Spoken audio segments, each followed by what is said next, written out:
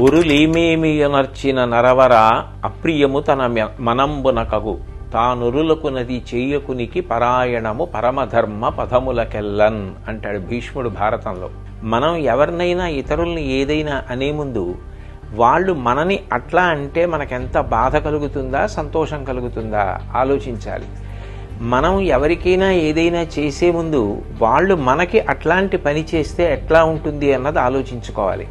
మనం ఇతరులను ఒక మాట అంటే వాళ్ళు బాధపడతారు అని తెలిసినప్పుడు అటువంటి మాటలు మాట్లాడకూడదు. ఏ పని చేస్తే ఇతరులు బాధపడతారో అటువంటి పనులు అసలు చేయకూడదు.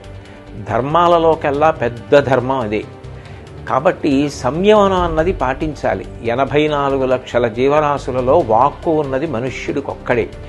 ఆ మనుష్యుడు తన వాక్కుని 10 మంది శాంతి కోసం సంతోషం కోసం వాడాలి తప్ప ఇతరుల మనసులు గాయపడడానికి మాటని వాడకూడదు.